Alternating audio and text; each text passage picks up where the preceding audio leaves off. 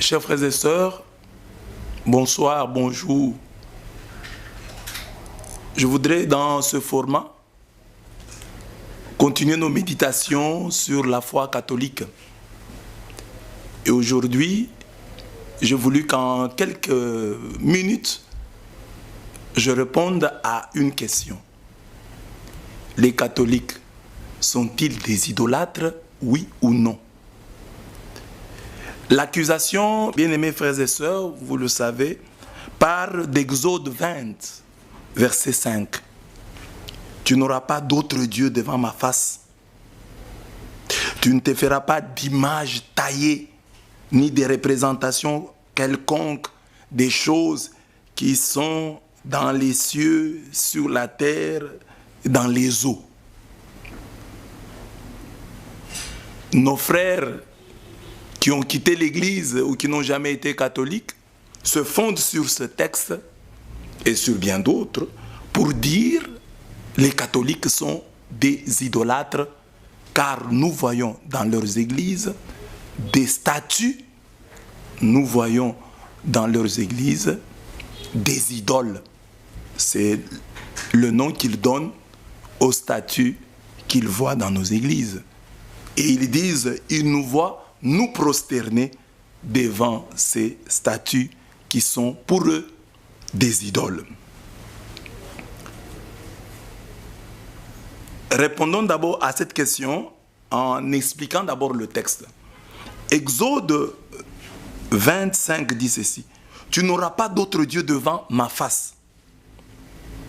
La question, je vous la pose souvent, chers catholiques, est de savoir, si vous êtes catholique et vous avez des doutes, vous devez vous poser cette question.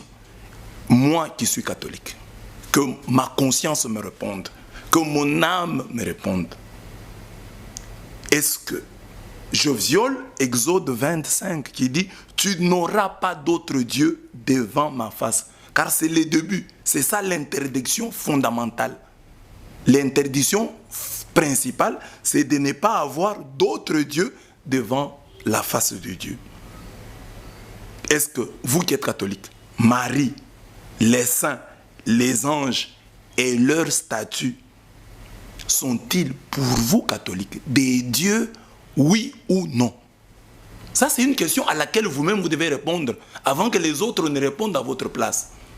Est-ce que vous sentez-vous dans votre foi que Marie, les saints, les statues des saints que nous avons à l'église, que vous allez avoir chez vous à la maison, prennent-elles, ces statues-là, prennent-elles la place de Dieu dans votre cœur? Prennent-elles la place de Dieu dans votre vie? Voilà la question à laquelle, personnellement, vous devez répondre avant d'être troublé par quelqu'un qui viendrait avec une interprétation alambiquée de ce texte d'Exode 25. Donc, alors, la vraie question, je la pose souvent. Je dis, mais ceux qui nous accusent d'être des idolâtres, on peut leur poser la question. Et vous qui nous accusez d'idolâtrie, l'argent, le sexe, le pouvoir, la télé, le sport, votre travail, votre profession, sont-ils de Dieu pour vous? Prennent-ils ou peuvent-ils prendre la place de Dieu dans votre cœur? À cette deuxième question, et catholiques, et protestants, et pentecôtistes, nous pouvons répondre oui. Parce que justement, l'argent peut prendre la place de Dieu dans nos cœurs. Le sexe, le pouvoir, la profession, le travail peuvent prendre la place de Dieu dans nos vies. Donc, la véritable idolâtrie se trouve ailleurs. Se trouve ailleurs et non dans les statues. Mais puisqu'on parle des statues, arrêtons-nous à elles. Le texte dit ceci. Parce que l'interdiction principale, j'ai dit, tu n'auras pas d'autre Dieu devant ma face. Il expliquait. Tu ne feras pas d'image taillée, d'image sculptée, ni de représentation quelconque. Représentation. Il y a d'un côté image taillée, de l'autre représentation quelconque des choses. Parce que souvent, ça, la question dit des choses qui sont dans les cieux, des choses qui sont sur la terre, des choses qui sont dans les eaux. Alors si je fais une statue de Jésus, Jésus est assis maintenant à la droite de Dieu le Père. Peut-on considérer Jésus comme une chose? Peut-on considérer les anges comme des choses? Peut-on considérer les saints, la Vierge Marie comme une chose? Parce que c'est représentation quelconque des choses. D'abord là il y a un problème, hein, l'interprétation des choses. Mais laissons cette question-là des choses. Alors j'ai dit, tu ne feras pas d'image taillée, tu ne te prosterneras pas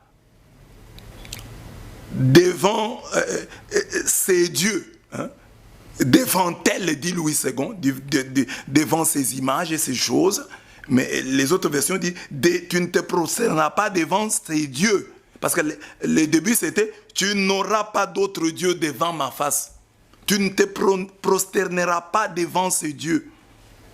Par là, nous comprenons que les images à ne pas servir, des images devant lesquelles on ne doit pas se prosterner, ce sont des images taillées, des représentations quelconques, considérées comme des divinités, considérées comme des dieux, et donc des idoles. C'est ça. Donc Dieu interdit ici l'adoration des idoles. L'adoration des idoles. Dieu n'interdit pas la fabrication des statues. Parce que dans la Bible, il y a des textes, je vais les montrer, où Dieu recommande à ses enfants de sculpter, d'avoir des statues.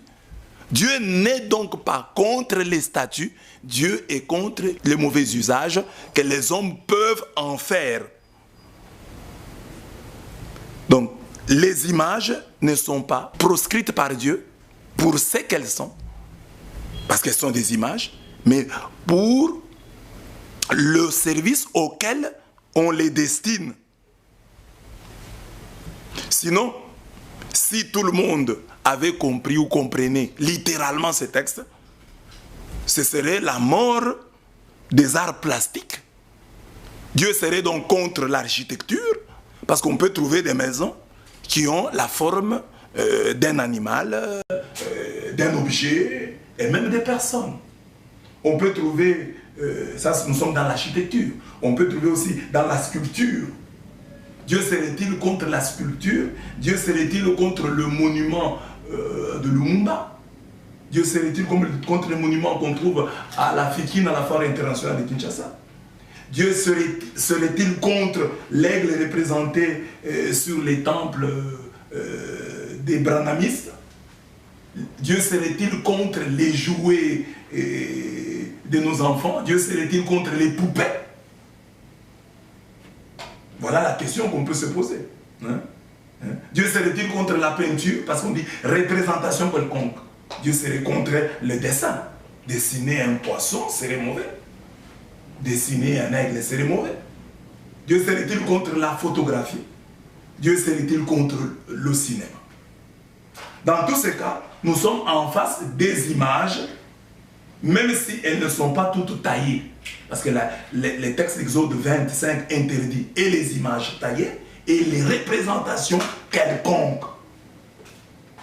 La meilleure preuve que Dieu n'est pas contre les arts plastiques, que Dieu n'est pas contre la sculpture, que Dieu n'est pas contre l'architecture, Dieu n'est pas contre la peinture, Dieu n'est pas contre la photographie, c'est l'histoire d'Israël. Le peuple à qui appartiennent les alliances, les promesses et les patriarches, d'après Romains 9, 1 à 9. Donc il faut voir Israël. Le salut vient de Juifs. Il faut regarder Israël. Comment Israël a vécu Exode 25 et suivant. Comment Israël a vécu Deutéronome 16, 21 à 22. Comment Israël a vécu cela? Alors, nous prenons la Bible et nous voyons des statuts. J'ai ici 4 témoins qui nous aident à comprendre, même 5, 4, disons 4, je prends 4 seulement. 4 témoins qui nous aident à comprendre ces textes. Premier témoin, c'est Exode 25, 17 à 22. Exode 25, 17 à 22. C'est au sujet de l'arche. Que dit le Seigneur? Exode 17. Exode 27, 17. Puis tu feras un propitiatoire en or pur, long de 2 coudées et demi, large d'1 coudée et demi. Et tu feras 2 chérubins en or. Les chérubins sont des anges. Dieu dit à Moïse de faire 2 chérubins en or, c'est-à-dire de faire 2 statues d'anges et de les forger aux 2 extrémités du propitiatoire. Fais un chérubin à l'autre extrémité, et à une extrémité, et l'autre à l'autre extrémité. Vous ferez les chérubins enseignés sur le propitiatoire à ces 2 extrémités. Voilà. Sur l'arche de l'Alliance, il y avait 2 statues. Les statues des chérubins. S'il ne faut pas parler des choses, mais parlons des êtres qui sont dans les cieux, qui sont sculptés et qui devaient être posés sur l'arche de l'Alliance. Et vous savez de quel respect Israël a entouré l'arche de l'Alliance. L'arche de l'Alliance était très respectée. Lisons par exemple Nombre 10, 33 à 36. On dit ceci: quand l'arche partait, Moïse disait, c'est-à-dire pendant la marche au désert, il suffisait que Moïse décide que le peuple puisse avancer. On dit, quand l'arche partait, Moïse disait, lève-toi. L'arche part, mais Moïse dit, lève-toi Yahweh, que tes ennemis se dispersent, que ceux qui te haïssent fuient devant toi. Et à l'étape, quand il devait se reposer, Moïse disait, reviens Yahweh vers les multitudes des milliers d'Israël. Donc, il parlait à l'arche comme on parle à Dieu. Je pense que si nos frères des églises de réveil étaient là, au temps de Moïse, ils qualifieraient Moïse et Israël d'idolâtres. Parce que Moïse parlait. Quand l'arche part, Moïse dit, lève-toi Yahweh. À l'étape, quand l'arche doit s'arrêter, Moïse dit, reviens Yahweh. Au temps de Samuel, on considérait l'arche comme le Dieu sauveur. Curieusement. 1 Samuel 4, 3, on dit que l'arche vienne au milieu de nous et qu'elle nous sauve de la main de nos ennemis. Que l'arche vienne au milieu de nous. C'était un symbole. Ce n'était pas un Dieu.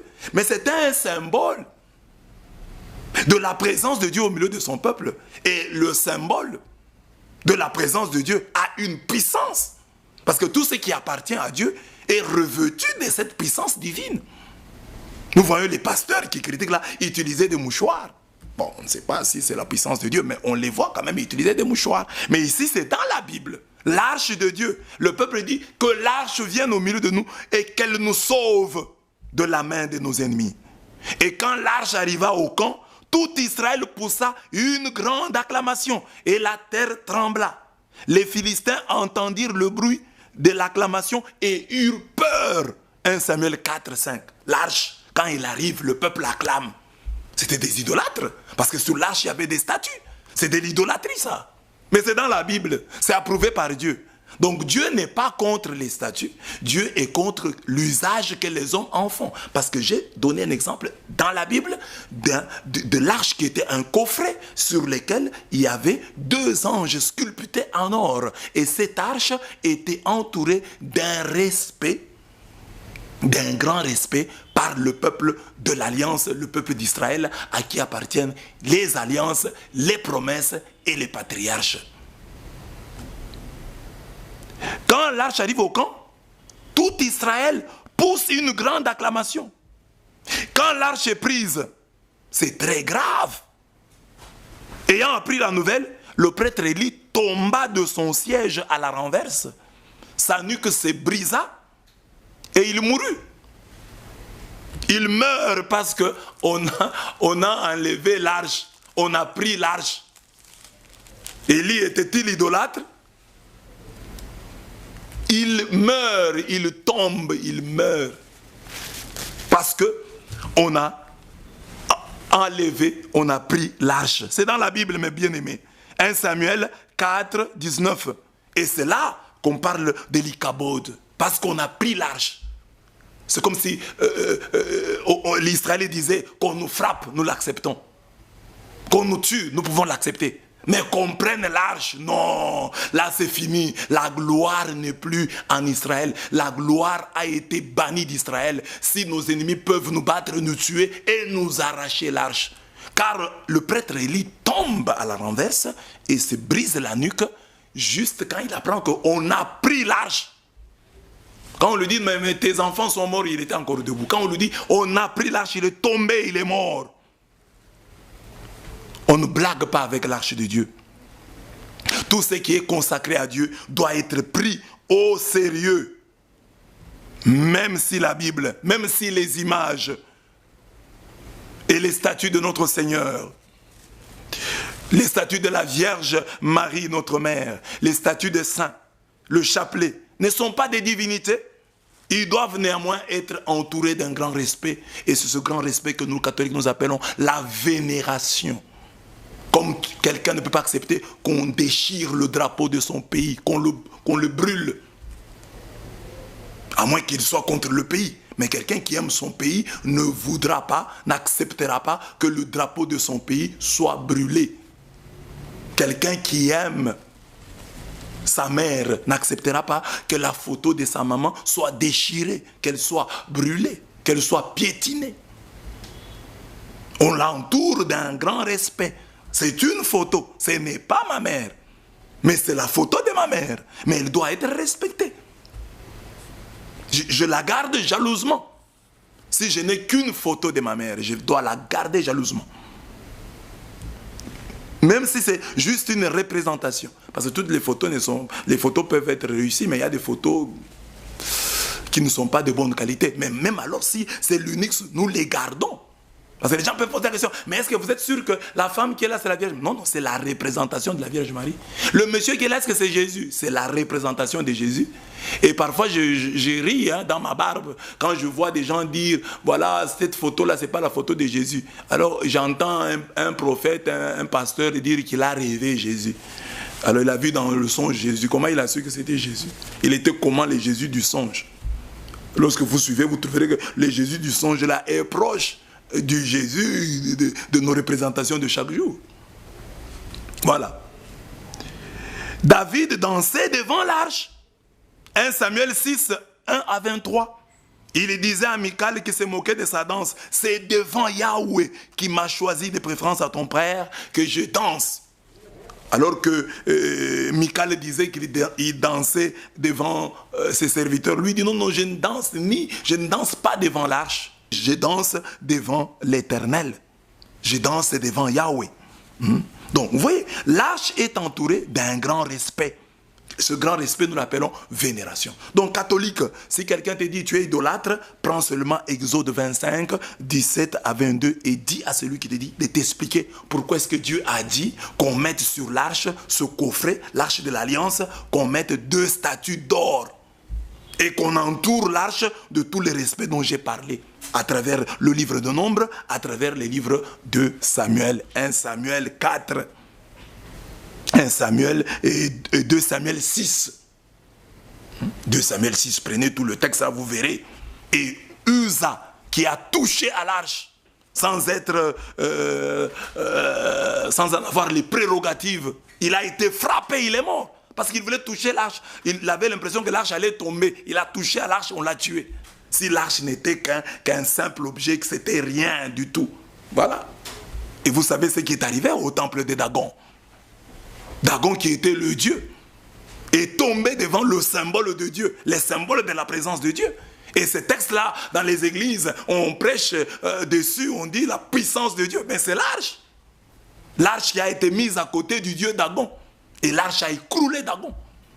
Voilà, nous avons là un premier texte. Exode 25, 27 à 22. Si quelqu'un vous présente Exode 25, dites-lui 5 chapitres après, Dieu dit à son peuple, à Moïse, de faire 2 statues d'anges et de les poser sur l'arche de l'Alliance.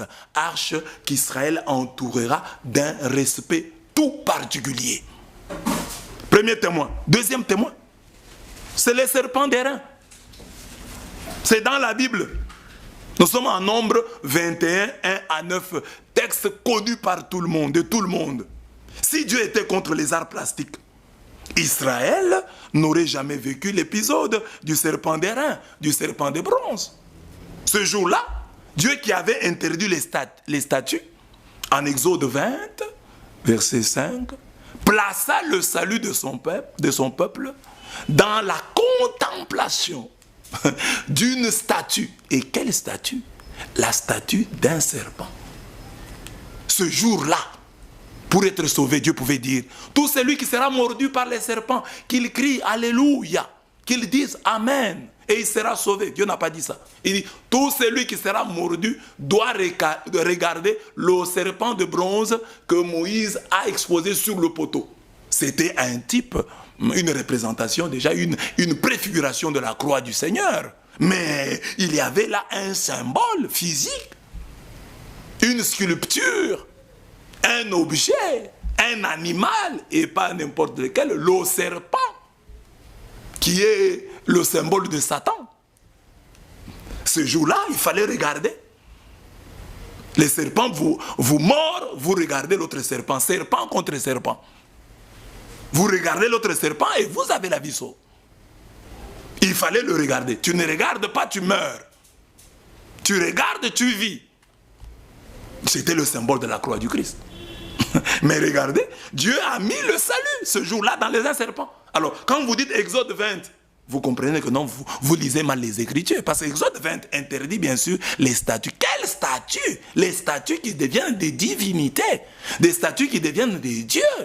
Parce que Dieu ne serait pas contre la statue de Lumumba. Dieu ne serait pas contre. Dieu est contre les statues divinisées. Qui deviennent de Dieu. Mais les statues qui représentent les hommes de Dieu, les femmes de Dieu, qui représentent notre Seigneur Jésus-Christ, qui est Dieu, un Dieu qui s'est fait chair. Ces statues-là ont leur raison d'être. Car ce ne sont pas des idoles, ce ne sont pas des dieux. Vous allez dans les églises catholiques à la sacristie, là, vous trouverez des statues cassées. On les jette même. Ça, ce ne sont pas des dieux. Et vous voyez comment les adorateurs des Dagons ont agi vis-à-vis de leur statue morcelée. Leur statue brisée. Et regardez l'attitude des catholiques devant leur statue brisée. On les jette, non? Mais les adorateurs des Dagons n'ont pas fait ça. Donc c'est différent. Donc il faut comprendre les Écritures. Ici, Dieu a mis le salut dans le serpent. Nombre 21, 1 à 9 catholiques. Si quelqu'un te dit tu es idolâtre, demande-lui. Mais explique-moi un peu, nombre 21, 1 à 9. Comment Dieu a-t-il ce jour-là mis le salut de son peuple dans la contemplation de la statue d'un serpent? Le serpent d'airain, le serpent de bronze. Dieu avait 1000 moyens pour sauver son peuple. Tout celui qui est mordu, qui lève les yeux vers les cieux. Dieu n'a pas dit ça. Ne levez pas les yeux vers les cieux. Regardez le poteau, là où il y a le serpent de bronze. Dieu n'est pas contre les statues. Dieu n'est pas contre les arts plastiques. Dieu est contre le mauvais usage que les hommes en font. Dieu est contre les statues qu'on transforme en divinités. Dieu est contre les statues qui sont des fétiches, qui sont des idoles. Ce sont ces statues-là que Dieu combat. Mais la statue qui est la représentation d'un serpent, Dieu serait contre. Il a créé le serpent. Comme ici, il a créé le serpent. Il dit que les serpents, c'est une image, une représentation du diable. Mais Dieu n'est pas contre les serpents. Le serpent est une créature de Dieu. Mais pour parler du diable, on dit les serpents antiques. Le serpent d'airain est la preuve que Dieu n'est pas contre les statues, mais contre l'usage que les hommes en font. Dieu est contre la transformation des statues en idoles, en divinités. C'est clair comme l'eau de roche, mes bien-aimés. Ça, c'était le deuxième témoin. Troisième témoin, les statues dans le temple de Salomon. Parce que ici, un jour, j'ai discuté avec un frère des églises de réveil, je lui donne les deux textes. Il me dit, oui, dans tous ces cas ici, c'est Dieu qui a dit. Mais vous, les catholiques, vos statues là de Marie, où est-ce que Dieu vous a dit? J'ai dit, voilà, je te donne un autre texte où Salomon a mis des statues dans le sein des saints, sans que Dieu le lui ait dit. Nous sommes dans le premier livre de Chroniques, chapitre 3, verset 10.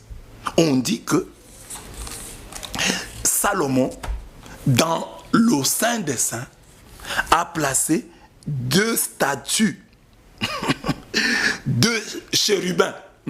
Les chérubins, il y en avait 2 sous l'arche. C'était des petites dimensions. Mais dans le Saint des Saints, il y avait 2 chérubins plaqués d'or dont les ailes mesuraient 2,5 mètres. Si les ailes de ces statues avaient chacune 2,5 mètres, la statue devait être mastodonte. Elle devait être grande. Elle devait être grande. Mais ils sont là. Elles sont là, les statues, dans le temple de Salomon. Et Dieu a approuvé le temple de Salomon. La colonne de nuée, la nuée de gloire est descendue le jour où Salomon a consacré, a dédicacé le temple. Dieu donc a approuvé le temple de Salomon avec les statues qu'il y avait à l'intérieur. Il n'y a aucun texte qui dit Dieu dit à Salomon, mais Salomon lui-même a fait. Dans le Saint des Saints, il a mis 2 statues.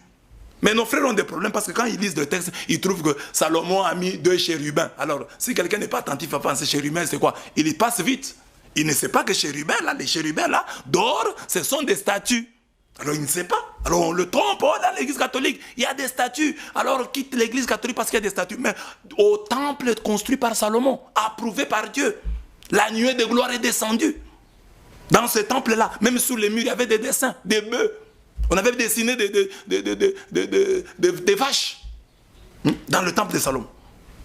Ça, c'est le peuple d'Israël. Et dans le Saint des Saints, il y avait des sculptures de 2 chérubins dont les ailes mesuraient 2,5 mètres. Des grandes statues dans le Saint des Saints. Ça, c'est 1 Chronique 3, 10. Les statues des chérubins dans le Saint des Saints est la preuve que Dieu n'est pas contre les statues, mais contre l'usage que les hommes en font, contre la transformation des statues en idoles, en divinité. La dernière preuve sont les monuments dans le temple, dans la maison de Dieu. C'est une promesse que Dieu fait aux eunuques. Nous sommes là dans Isaïe 56, 4 à 5. Que dit le texte? Aux eunuques qui observent mes sabbats. Parce que les eunuques se plaignaient. Nous sommes des eunuques. Nous ne pouvons pas mettre au monde. Nous ne pouvons pas avoir des enfants. Alors qu'est-ce que nous aurons comme récompense? Alors Dieu leur dit, aux eunuques qui observent mes sabbats, qui choisissent ce qui me plaît et qui tiennent ferme à mon alliance, qu'est-ce que je vais faire? Je placerai dans ma maison, dans mes remparts, une stèle à leur nom, préférable à des fils et à des filles. Je rendrai leur nom éternel. Louis II dit, je leur donnerai une place, un nom éternel, un nom préférable à des fils. Je rendrai leur nom éternel. Donc Dieu promet aux eunuques, il leur dit, vous qui n'avez pas d'enfants, qu'est-ce que je vais faire? Parce que les enfants sont les souvenirs, les traces que l'homme peut laisser sur la terre. Et les eunuques n'ont pas la possibilité d'avoir des enfants. Comment ils vont rester? Comment nous allons les garder en notre mémoire? Dieu leur dit, vous qui êtes des eunuques, vous n'avez pas d'enfants, mais je vous donnerai une place. Je vous donnerai un nom dans ma maison. Ici, le texte de la Bible Tov dit, je vous donnerai, je placerai dans ma maison une stèle. Et qu'est-ce qu'une stèle? Voilà un français encore compliqué. Une stèle, c'est un monument. Un monument monolithe. Monolithe qui porte une inscription. Qui porte une inscription. C'est un monument. Dieu dit aux eunuques, je ferai pour vous un monument dans ma maison. Donc les eunuques ont un souvenir dans la maison de Dieu. Alors j'ai dit souvent aux catholiques pour rire, mais c'est profond, je leur dis, si vous voyez quelqu'un de l'église de la veille qui vous critique sur les statues, dites-lui, mais nous chez les catholiques on n'a même pas des statues. Parce que dans le Saint des Saints, il y avait des statues de 2,5 mètres. Nous avons des petites statues. Mais dans le Saint des Saints, il y avait des grandes statues. Donc l'église catholique n'a encore rien fait. Et Dieu promet en Isaïe 56, 4 à 5, aux eunuques, à ceux qui lui seront fidèles, il leur promet à chacun un monument, une stèle, un mémorial dans sa maison. Alors, donc, dans l'église catholique, on n'a même pas des statues parce qu'on en a, je ne sais pas, 2 ou 3. On peut trouver dans une église 2 ou 3, 4. Mais ici, on dit à chacun des eunuques, tous ceux qui ont gardé les sabbats de Dieu, tous ceux qui sont restés fidèles à Dieu, on doit normalement leur donner une place, c'est Dieu lui-même qui a décidé ça, une place et une stèle, un monument dans la maison de Dieu. Donc, c'est normal qu'on trouve des monuments dans la maison de Dieu, car cela a été promis aux eunuques en Isaïe 56, 4 à 5. Chers catholiques, chers frères et sœurs, voilà, nous avons là donné quelques textes de la Bible qui peuvent vous aider à discuter avec les frères d'autres églises sur la présence des statues dans notre église. Mais le vrai problème, pour vous catholiques et pour vous frères d'autres églises, c'est de nous poser la question, pourquoi Dieu a-t-il interdit les statues? Dieu, la Bible le dit, Exode 25, que c'est un Dieu exigeant, un Dieu jaloux. Il ne veut pas que notre cœur soit partagé, que notre amour soit partagé entre lui et d'autres choses. Il veut qu'il soit le premier à être aimé. Et au lieu d'accuser, d'accuser les uns d'être idolâtres, il faut nous poser la question sur notre propre idolâtrie. Sommes-nous vraiment attachés à Dieu? Car l'objectif, la visée de Dieu dans l'interdiction de ces idoles, c'est Dieu qui veut être le premier, le principal dans nos cœurs, dans nos vies. Alors si Dieu n'occupe pas la place qui est la sienne dans ta vie, dans ma vie, tu es idolâtre. Même si tu n'as pas des statues dans ta maison, même si tu n'as pas des statues dans ton église. Et j'ai des textes du Nouveau Testament qui les disent. Nous pouvons lire des textes du Nouveau Testament qui montrent que l'idolâtrie n'est pas là où on croit. La trouver. Lisons Colossiens 3,5. Écoutez ce que dit le texte. Mortifiez donc vos membres terrestres. Fornication, impureté, passion coupable, mauvais désir et la cupidité qui est une idolâtrie. Voilà ce qui attire la colère de Dieu sur ceux qui résistent. Colossiens 3,5. La cupidité, l'amour de l'argent est une idolâtrie. Toi qui critiques les catholiques parce que tu l'as vu devant la statue de la Vierge Marie d'être idolâtre, quelle est ta relation vis-à-vis de l'argent? Qu'est-ce que tu ne peux pas faire pour l'argent? Deuxième texte, Ephésiens 5,5. Car sachez-le bien, ni le fornicateur, ni le débauché, ni le cupide qui est un idolâtre, n'ont droit à l'héritage dans le royaume du Christ et de Dieu. Donc toi tu peux dire, ah les catholiques iront en enfer parce qu'ils ont des statues. Mais la Bible dit que l'idolâtre, le cupide n'a pas droit à l'héritage dans le royaume du Christ et de Dieu.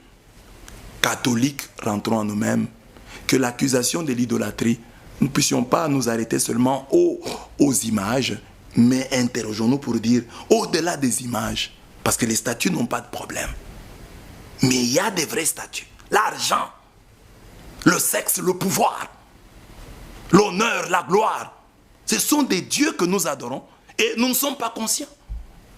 Nous ne sommes pas conscients, nous pensons que nous sommes des saints.